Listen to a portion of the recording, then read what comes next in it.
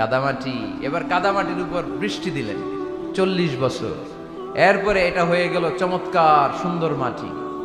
এর উপর আল্লাহ সাইয়েদনা আদম আলাইহিস সালামের 60 হাত লম্বা কায়া বানালেন, দেহ। আদম আলাইহিস সালাম লম্বায় কয় হাত? 60 গজ বা 60 হাত। এবং আমরাও যারা জান্নাতে ঢুকবো আমাদের সাইজ 60 হাত লম্বা বানায় দিবে কে? সেই বুখারীর বর্ণনা, লাম্মা খালাকাল্লাহু আদমা ওয়া কানা তুলুহু 60 যিরাআন। যখন আল্লাহ তাআলা আদম আলাইহিস সালামকে বানালেন 60 হাত লম্বা করে বানালেন। বানানোর পরে ওই মূর্তির উপর, ওই দেহের উপর আল্লাহ তাআলা সূর্যের প্রখর কিরণ আর তাপ দিলেন 40 বছর। কয় বছর? এই 3 ধাপে সাইয়েদনা আদম আলাইহিস সালামকে বানানোর পরে রূহের ফুৎকার দিলেন, আর সাইয়েদনা আদম আলাইহিস সালাম কথা বলতে শুরু করলেন। পড়েন সুবহানাল্লাহ। আবার আমাদের সৃষ্টিরও 3টা ধাপ। 1 নাম্বার ধাপ নুতফা, আরেক নাম্বার ধাপের নাম হলো আলাকা, আরেক নাম্বার ধাপের নাম হলো মুদগা। প্রথমে ছিলাম নাপাক পানি, তারপরে হয়ে গেলাম জমাটবদ্ধ রক্তপিণ্ড, তারপরে হয়ে গেলাম গোশতপিণ্ড। নাপাক পানি থেকে রক্তপিণ্ড হলাম, রক্তপিণ্ড থেকে গোশতপিণ্ড হলাম। মায়ের পেটের ভেতরে, এই গোশতের ভেতরে আমার কঙ্কালটা ঢুকায় দিল কে? এরপর চামড়া দিয়ে আমারে প্যাকেট করা হলো। ফাতাবারাকাল্লাহু আহসানুল খালিকিন। সুন্দর করে দুনিয়ার বুকে আসার তৌফিক আমারে দিল কে?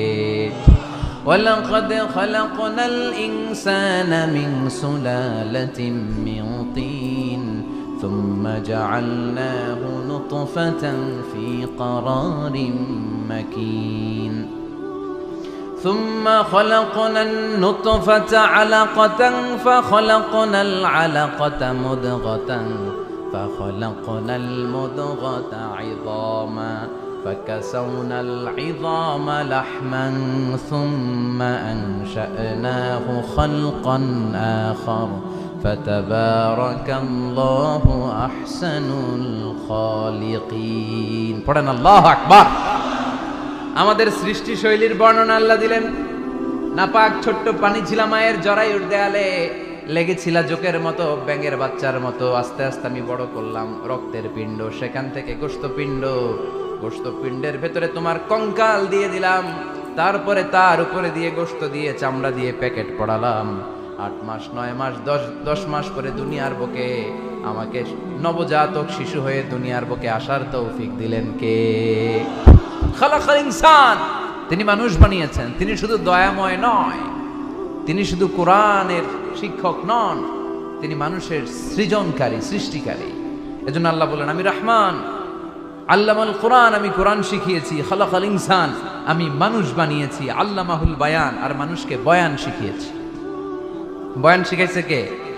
দয়াময় রহমান শেখালেন কোরআন, বানালেন ইনসান, শেখালেন বায়ান। দয়াময় রহমান শেখালেন কোরআন, বানালেন ইনসান, শেখালেন বায়ান। ঠিক কিনা?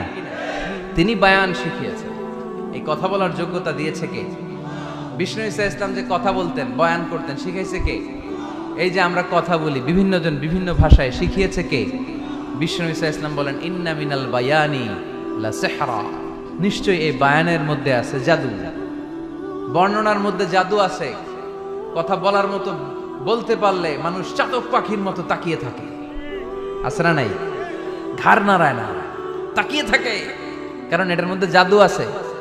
এটা অনেকদের আছে, যারা বক্তা আলোচক তারা, তাদের মধ্যে এটা আছে। আবার ক্যানভাসার যারা, এদের মধ্যেও আছে। রাস্তায় ওঠেন না 10 টাকা 10 টাকা, নিজের জন্য নেন। কাদামাটি। এবার কাদামাটির উপর বৃষ্টি দিলেন 40 বছর।